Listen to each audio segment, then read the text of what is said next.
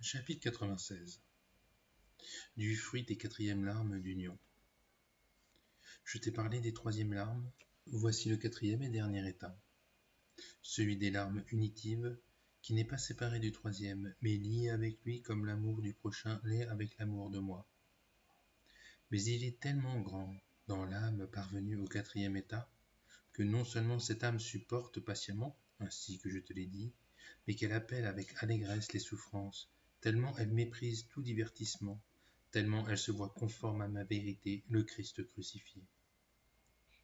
Cette âme reçoit pour fruit la quiétude spirituelle et un sentiment d'union avec ma douce nature divine qui l'abreuve de lait. Comme un enfantelet qui, tout apaisé, se retrouve contre le sein de sa mère et tire le lait de sa chair, l'âme qui est parvenue à ce dernier état se repose contre le sein de ma divine charité, serrant entre ses lèvres le saint désir de la chair du Christ crucifié. Elle imite son exemple et sa doctrine, puisque lors du troisième état, elle a compris que ce n'est pas moi, le Père, qu'elle doit suivre. Dans le Père éternel, nulle douleur ne saurait être. Mais mon Fils bien-aimé, ce doux et amoureux Verbe en qui se trouve toute douleur.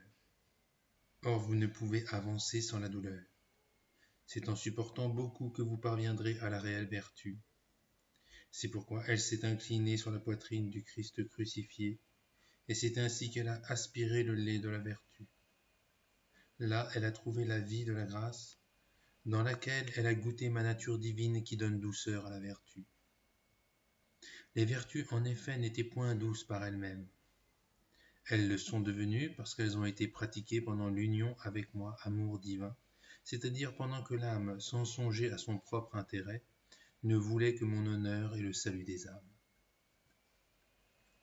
Considère maintenant, ma douce enfant, combien est doux et glorieux cet état dans lequel l'âme s'est tellement unie au sein de la charité qu'on ne distingue plus la bouche d'avec le sein, ni le sein d'avec le lait. C'est ainsi que cette âme n'est privée ni du Christ souffrant, ni de moi-même, le Père éternel, qu'elle trouve en goûtant la suprême et éternelle déité.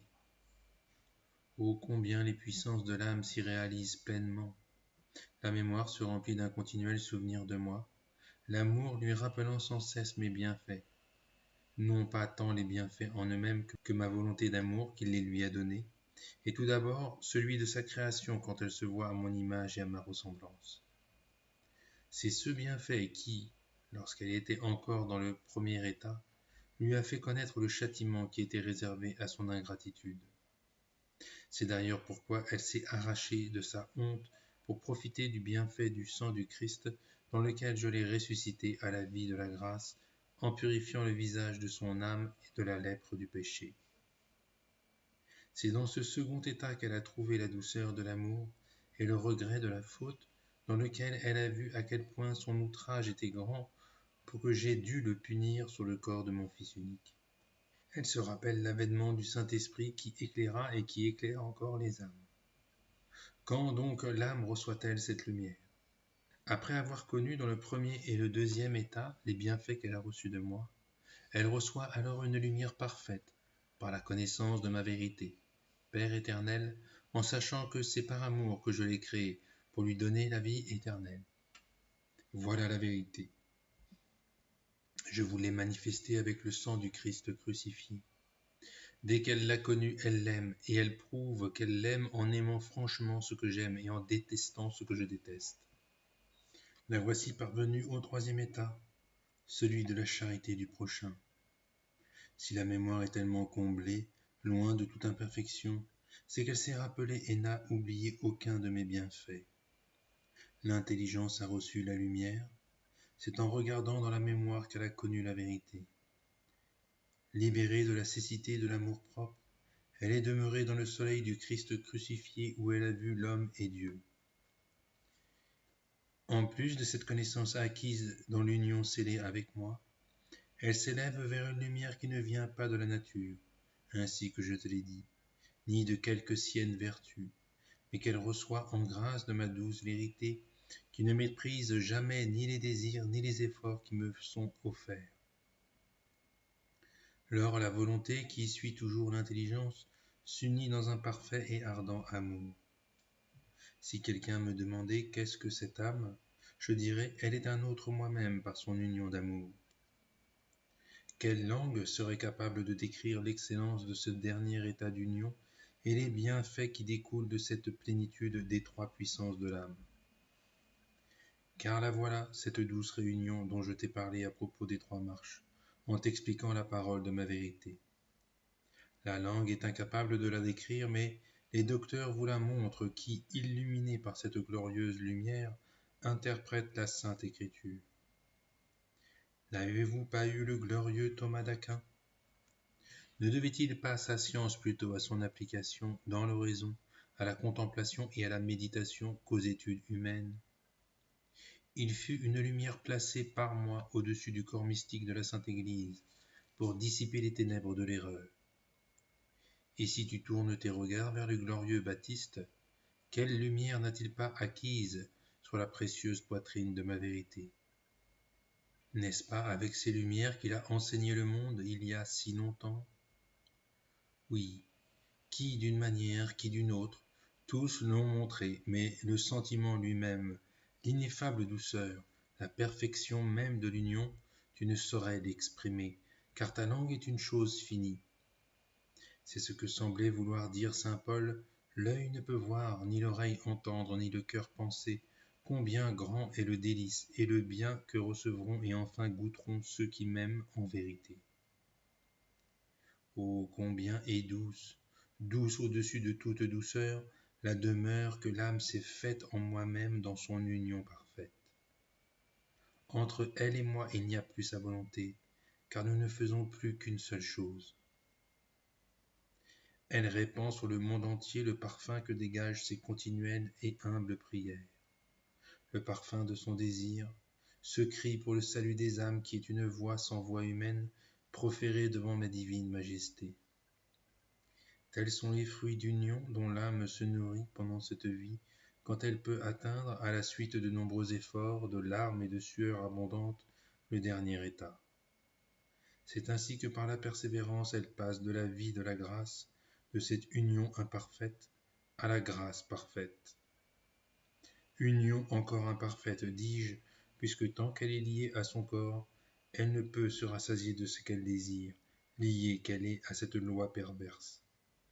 Cette loi est endormie par la vertu, mais elle n'est point morte. Elle est même susceptible de réveil si le pouvoir de la vertu vient à disparaître. Mais tout imparfaite qu'elle soit, cette union lui fait obtenir la perfection durable dont rien ne pourra plus la priver. Je te l'ai dit à propos des bienheureux.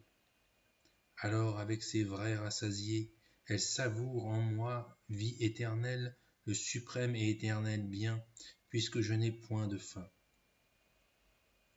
Ceux-ci ont donc reçu la vie éternelle alors que les autres n'ont recueilli que la mort éternelle.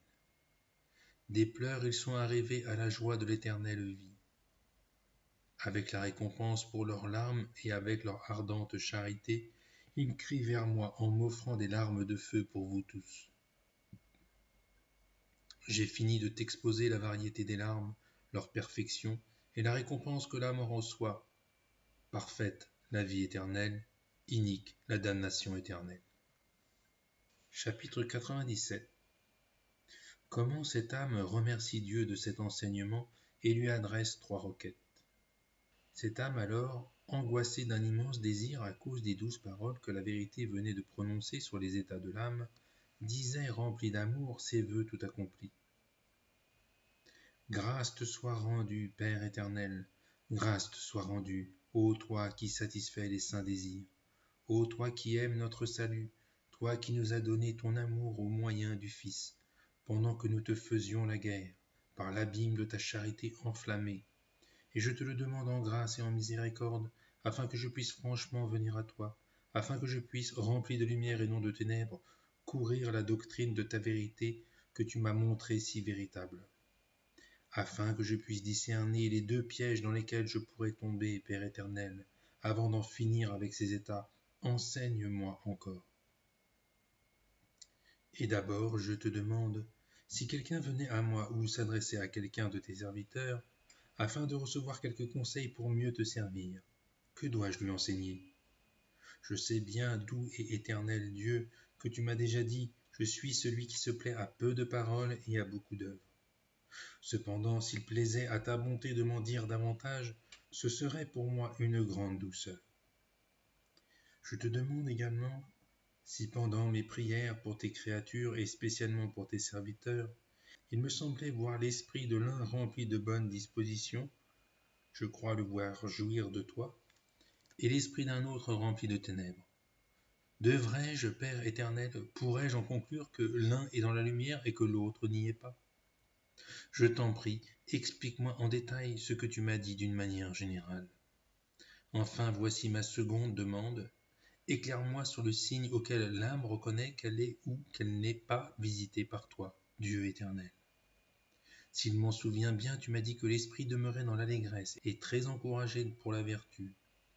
Je voudrais savoir si cette allégresse peut être une conséquence de notre propre sensualité spirituelle, car s'il en était ainsi, je ne me fierais qu'au signe de la vertu. Voilà ce que je te demande, afin de pouvoir te servir en vérité toi-même et mon prochain, sans tomber dans le faux jugement. Il me semble bien que le faux jugement éloigne l'âme de toi, c'est pourquoi je ne veux pas tomber dans ce malheur. Chapitre 98. Comment la lumière de la raison est nécessaire à toute âme qui veut servir Dieu en vérité. Premièrement, de la lumière générale. Alors le Dieu éternel, se délectant de la soif et de la faim de cette âme, de la pureté de son cœur, de son désir qui ne demandait qu'à le servir, tourna les yeux de son amour et de sa miséricorde vers elle et dit : Ô bien-aimé, ô très cher enfant, ô mon épouse, élève-toi au-dessus de toi-même. Ouvre les yeux de ton intelligence et regarde-moi, regarde ma bonté infinie et l'ineffable amour que j'ai pour toi et pour les autres. Tends les oreilles de ton désir. Si tu ne voyais pas, tu ne pourrais pas entendre. L'âme qui ne fixe point les yeux de son intelligence sur ma vérité même ne peut ni entendre ni écouter la vérité. C'est pourquoi je veux que tu t'élèves au-dessus de ta sensualité. Alors moi, qui me délecte de ta demande et de ton désir, je te satisferai. Non pas que ma joie puisse augmenter à cause de vous, je suis celui qui suis, celui qui vous accroît. Ce n'est pas vous qui me faites croître, mais je me réjouis de la joie que je procure à ma créature. Alors cette âme obéit. Elle s'éleva au-dessus d'elle-même pour connaître la vérité sur ce qu'elle demandait. Et le Dieu éternel lui dit : Afin que tu puisses mieux comprendre ce que tu me demandes, je vais revenir sur les 3 lumières issues de moi, vraie lumière. La première est une lumière générale que possèdent tous ceux qui vivent dans la charité commune. Bien que je t'en ai déjà parlé, je vais te répéter ce que je t'ai déjà dit, afin que ton faible entendement comprenne mieux ce que tu veux savoir. Les 2 autres lumières sont possédées par ceux qui ont quitté le monde et désirent la perfection. C'est sur ce point que j'insisterai pour répondre à tes demandes. Je te dirai en détail ce que je n'ai fait qu'effleurer. Tu sais, puisque je te l'ai dit, que sans la lumière de la raison, nul ne peut suivre la voie de la vérité. Cette lumière de la raison, c'est en moi, vraie lumière, que vous la puisez avec l'œil de votre intelligence et avec la lumière de la foi que je vous ai donnée dans le saint baptême. À moins que vos péchés ne vous en aient privé. C'est dans le baptême que vous avez reçu, par le moyen et par la vertu du sang de mon Fils, la forme de la foi. Cette foi, si vous la pratiquez dans des actions vertueuses et avec la lumière de la raison, vous donne la vie et vous conduit par les chemins de la vérité. C'est avec cette lumière que vous m'atteignez, moi, la vraie lumière. Sans elle, vous n'atteindriez que les ténèbres. 2 lumières issues de cette lumière vous sont nécessaires, et même une 3e. La première doit vous éclairer sur la fragilité du monde, dont toutes les choses passent comme le vent. Mais vous seriez incapable de le voir si d'abord vous n'aviez connu combien votre propre fragilité est facilement inclinée à se rebeller contre votre Créateur à cause de cette loi perverse liée à vos membres. Non point que cette loi puisse contraindre à commettre le moindre péché si on s'y refuse, mais elle se révolte contre l'esprit. Ce n'est pas pour que ma créature raisonnable soit vaincue que je lui ai donné cette loi, mais pour qu'elle puisse accroître et éprouver sa vertu, puisque la vertu ne se prouve que par son opposé. Sa sensualité s'oppose à l'esprit et c'est pourquoi l'âme prouve dans cette sensualité même l'amour qu'elle ressent pour moi, son Créateur. Quand le prouve-t-elle? Lorsque, avec haine et dégoût, elle se révolte contre elle. Si je lui ai donné cette loi, c'est aussi pour la maintenir dans la véritable humilité. Tu vois donc que tout en créant l'âme à mon image et ressemblance, en l'élevant à une si haute dignité, en lui donnant une beauté si sublime, je lui ai également donné ce qu'il y a de plus vil, cette loi perverse que j'ai liée à son corps, formé de la partie la plus méprisable de la terre, afin qu'en voyant sa beauté, elle ne dressât point d'orgueil sa tête contre moi. Aussi ce corps fragile est pour l'âme qui possède cette lumière une occasion d'humilité. Loin d'avoir quelque motif de s'enorgueillir, elle ne fait que sincèrement et parfaitement s'humilier. Ainsi donc cette loi ne contraint à aucune faute, quelles que soient ses révoltes, mais elle vous permet de bien vous connaître vous-même et de connaître l'instabilité des choses du monde. Voilà ce que doit voir l'œil de l'intelligence avec la lumière de la sainte foi, dont je t'ai dit qu'elle était la pupille de l'œil. Voilà la lumière qui est nécessaire à chaque créature raisonnable si elle veut participer à la vie de la grâce et au sang de l'agneau immaculé. Telle est la lumière commune, c'est-à-dire celle que toute personne doit posséder. Si elle ne la possédait point, elle serait en état de damnation. Voilà pourquoi ceux-là ne sont pas en état de grâce qui ne possèdent point cette lumière. Qui n'a pas cette lumière ne connaît pas le mal qui est dans la faute et n'en connaît pas la cause. Aussi ne peut-il ni l'éviter ni la haïr.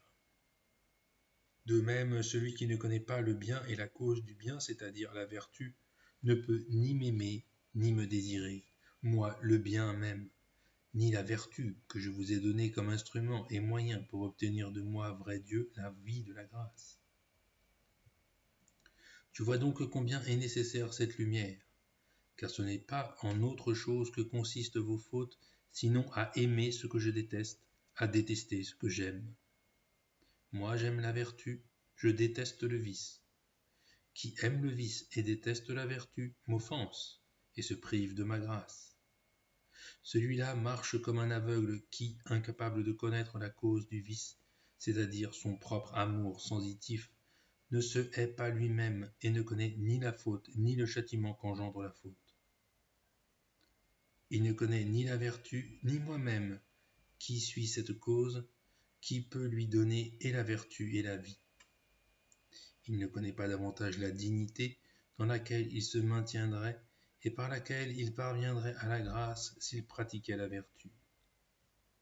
Tu vois donc que ne pas connaître est cause de tout mal. Il faut donc posséder cette lumière. Chapitre 99. De ceux qui s'attachent plutôt à mortifier leur corps qu'à tuer leur propre volonté. Comment y a-t-il une lumière plus parfaite que la commune, la seconde lumière? Lorsque l'âme a acquis la lumière générale dont je t'ai parlé, elle ne doit pas s'en contenter. Pendant que vous êtes des pèlerins en cette vie, vous pouvez toujours avancer, vous le devez. Qui n'avance pas, ipso facto, recule. Ou bien l'âme doit avancer dans la lumière commune acquise par ma grâce, ou bien elle doit, avec sollicitude, s'appliquer à atteindre la seconde lumière et passer de l'imparfaite à la parfaite, puisqu'une fois qu'on possède la lumière, on désire la perfection. Cette deuxième lumière parfaite appartient à deux sortes de parfaits. Parfaits sont ceux qui ont quitté la vie commune du monde. Il en est de deux sortes. Les uns s'appliquent parfaitement à châtier leur corps en se soumettant à de dures et grandes pénitences, pour que la sensualité ne se révolte plus contre la raison. Tout leur désir, ils l'appliquent plutôt à mortifier leur corps qu'à tuer leur propre volonté. Ceux-là se repaissent à la table de la pénitence, et ils sont bons. Ils sont parfaits si cette pénitence est fondée sur moi, à la lumière de la discrétion, c'est-à-dire dans la connaissance d'eux-mêmes et de moi-même, dans une grande humilité, tout disposé à porter un jugement équitable sur ma volonté et non sur celle des hommes. S'ils n'étaient pas ainsi, tout humbles et revêtus de ma volonté, ils amoindriraient souvent leur perfection en jugeant mal ceux qui ne suivent pas la même voie que la leur. Sais-tu pourquoi cela pourrait leur arriver? Parce qu'ils se sont appliqués davantage à mortifier leur corps qu'à tuer leur propre volonté.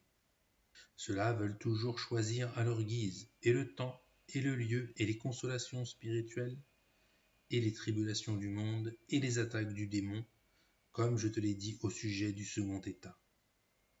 Ils disent, trompés par eux-mêmes, par cette volonté que j'ai nommée volonté spirituelle, je voudrais cette consolation et non ces combats et ces tentations du démon.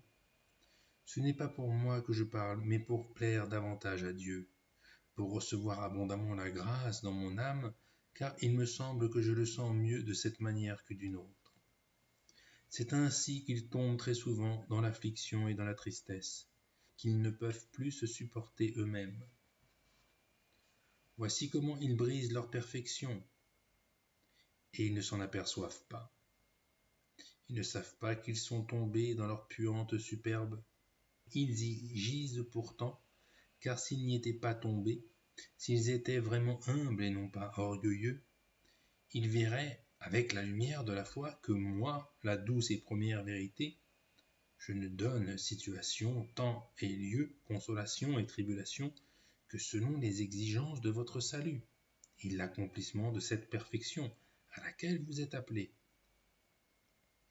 Vous verriez que toute chose vous est donnée par amour, et c'est pourquoi vous devez, avec amour et respect, recevoir toutes choses. C'est bien ce que font les seconds, c'est-à-dire ceux qui parviennent au troisième état, qui vivent dans une parfaite lumière et dont je vais te parler. Chapitre 100. De la troisième et très parfaite lumière de la raison, d'une belle vision que cette âme eut une fois et dans laquelle fut pleinement expliquée la manière d'atteindre cette parfaite pureté, où il est dit qu'il ne faut pas juger. Ceux-ci, c'est-à-dire ces troisièmes qui suivent les seconds, sont parfaits, quelle que soit leur situation. Tout ce que je leur concède est accepté avec un grand respect, comme dans le troisième état de l'âme, l'état unitif dont je t'ai entretenu. Ceux-ci considèrent qu'ils méritent les souffrances et les scandales du monde, la privation de toute leur consolation. Comme ils se jugent dignes des souffrances, ils se jugent indignes des récompenses dont ils profiteront après la souffrance. Ceux-ci ont connu et goûté dans la lumière mon éternelle volonté, qui ne veut que votre bien. C'est pour vous sanctifier en moi que je vous envoie les peines et que je les permets. Lorsque l'âme a connu cette volonté, elle s'en revêt, en ne se disposant plus qu'à étudier la manière de pouvoir conserver et augmenter cette perfection pour la gloire et la louange de mon nom. Elle ouvre et fixe l'œil de son intelligence, éclairée par la lumière, la foi, sur le Christ crucifié, mon Fils unique. Elle aime et elle suit sa doctrine, règle et voit des parfaits comme des imparfaits. Elle voit alors que l'amoureux agneau, ma vérité, leur donne une doctrine de perfection. En le voyant, elle s'en éprend. Cette perfection est celle-là même qu'elle a connue en contemplant ce doux et amoureux Verbe, mon Fils unique, qui fut sa nourriture sur la table du Saint Désir quand elle recherchait mon honneur à moi, Père éternel, et votre salut. C'est avec ce désir qu'elle a couru avec une grande sollicitude à l'ignominieuse mort de la croix, qu'il a accompli l'obédience qui lui avait été imposée par moi, son Père, sans se dérober ni à la douleur ni aux outrages, sans reculer ni devant votre ingratitude ni devant votre ignorance, qui ne voulait point reconnaître un tel bienfait, ni devant les persécutions des Juifs, ni devant les railleries, les affronts, les calomnies et les cris de la foule. Rien ne l'arrêta. Vrai capitaine, vrai chevalier que j'avais placé sur le champ de bataille, afin que par son combat il vous arrachât des mains du démon et vous libérât de la plus perverse des servitudes, pour qu'il vous enseignât aussi la voie, la doctrine et la règle pour parvenir à la porte de moi-même, vie éternelle, muni des clés de son précieux sang répandu avec un si grand feu d'amour et tant de haine et d'horreur pour vos fautes. Il semble vous dire ce doux et amoureux verbe, mon fils. Voilà que je vous ai fait le chemin et que je vous ai ouvert la porte avec mon sang. Ne soyez donc pas négligents pour la suivre. Ne vous assoyez point, rempli d'amour-propre et d'ignorance, rempli de cette présomption qui veut toujours choisir de me servir à sa guise et non selon ma volonté. Car la voie droite, je vous l'ai tracée avec ma vérité, Verbe incarné, et je l'ai battue avec mon sang. Debout donc, suivez-le, car nul ne peut venir à moi le Père sinon par lui. Il est la voie et la porte que vous devez passer si vous voulez entrer en moi, mère pacifique.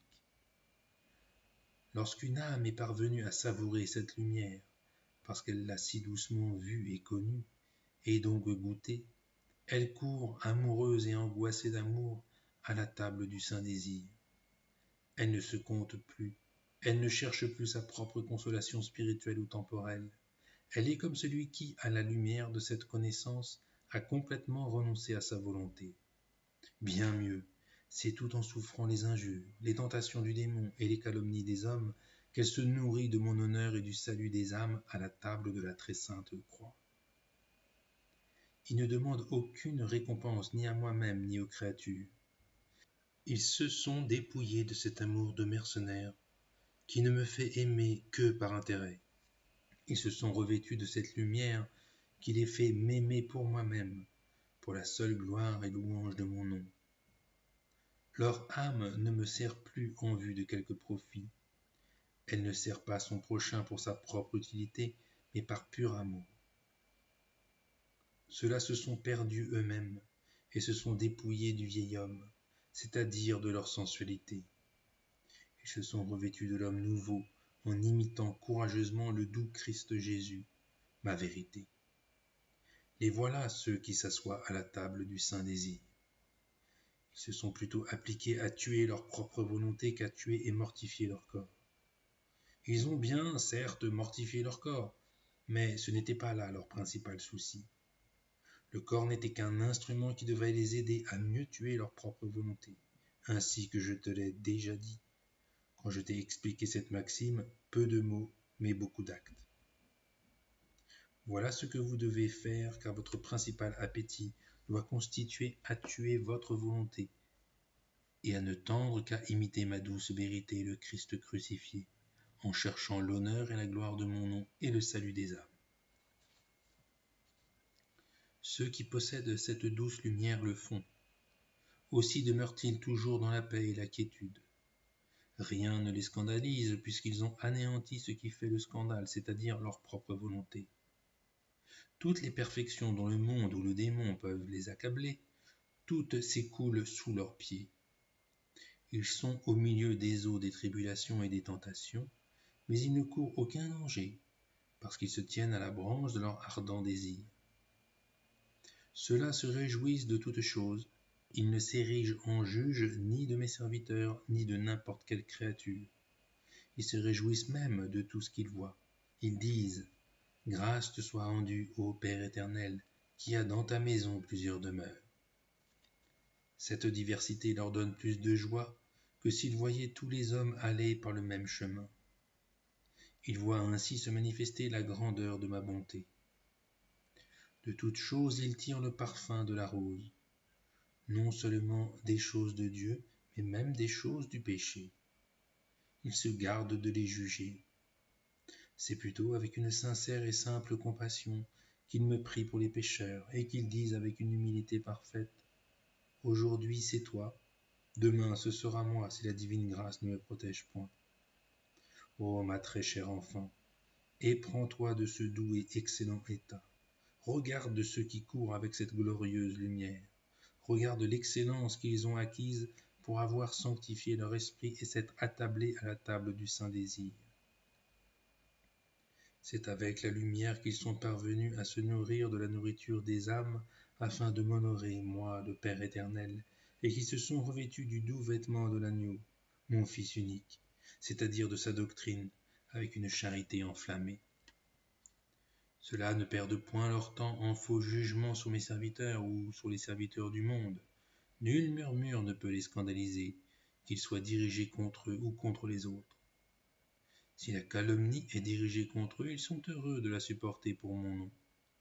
Si elle est dirigée contre les autres, ils plaignent leur prochain sans s'élever, ni contre celui qui la lance, ni contre celui qui la reçoit, car leur amour est ordonné en moi, Dieu éternel, et dans leur prochain.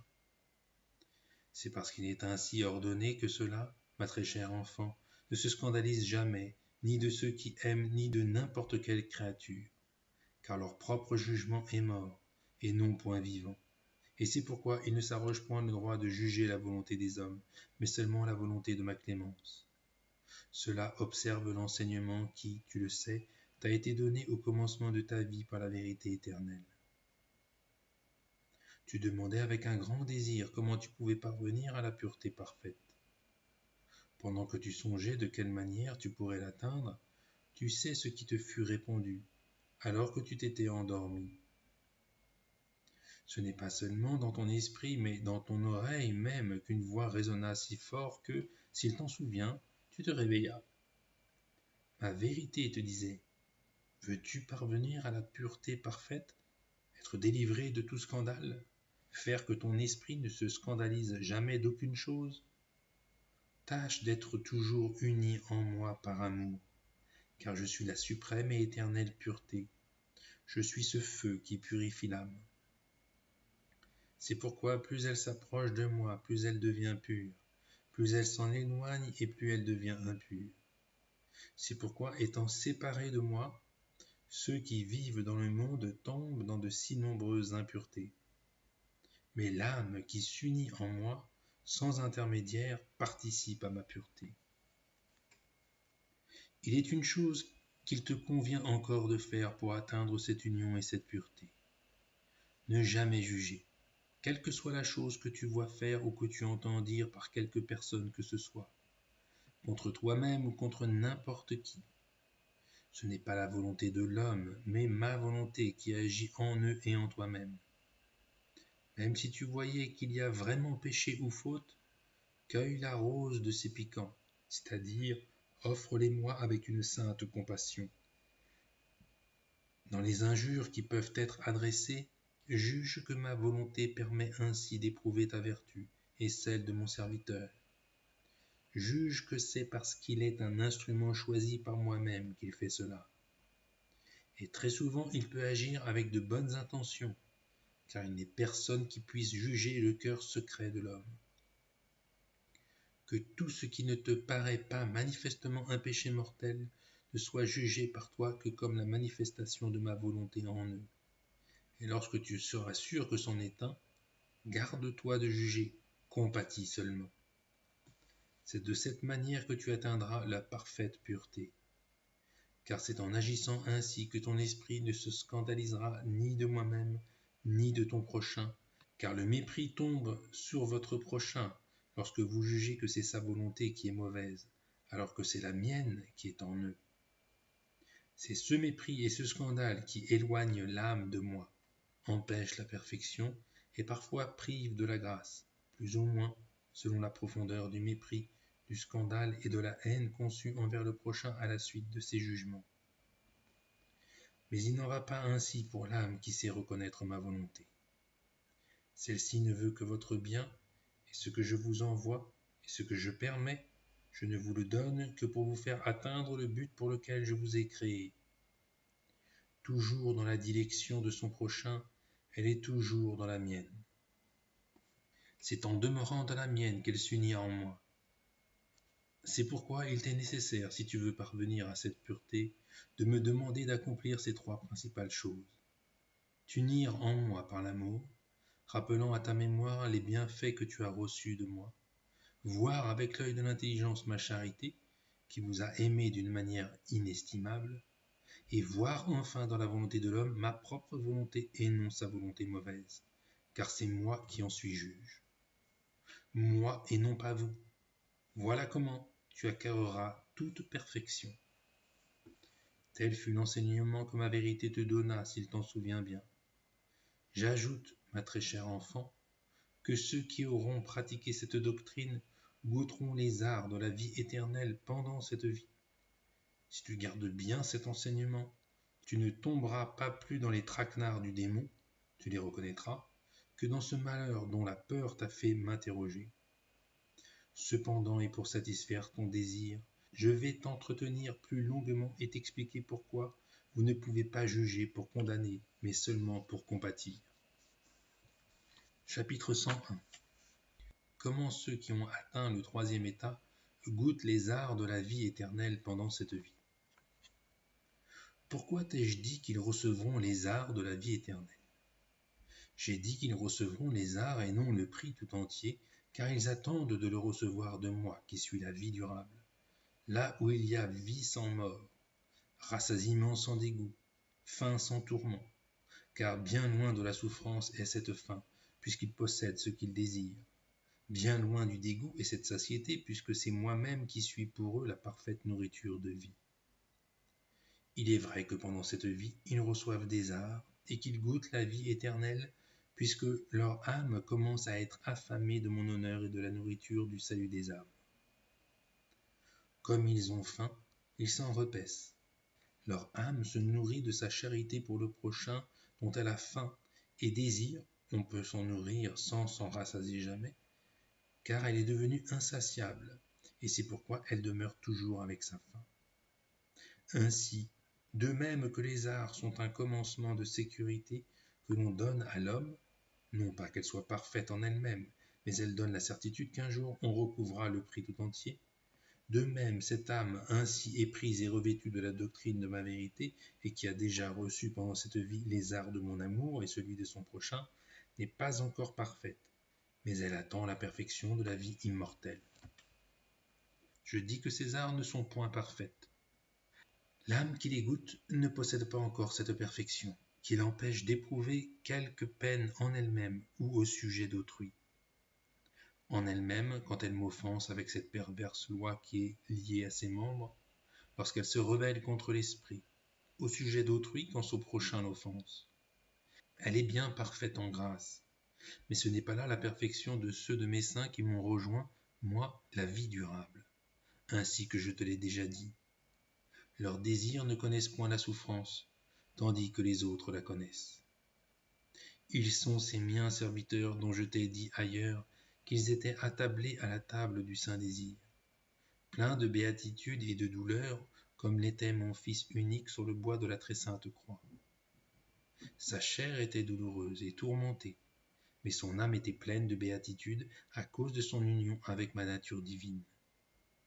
De même, ceux-là sont pleins de béatitude à cause de l'union de leur saint désir avec moi-même, du vêtement de ma douce volonté, mais pleins de douleur à cause de leur compassion pour leur prochain ou des mortifications qu'ils s'infligent pour se détacher des plaisirs et des consolations sensibles.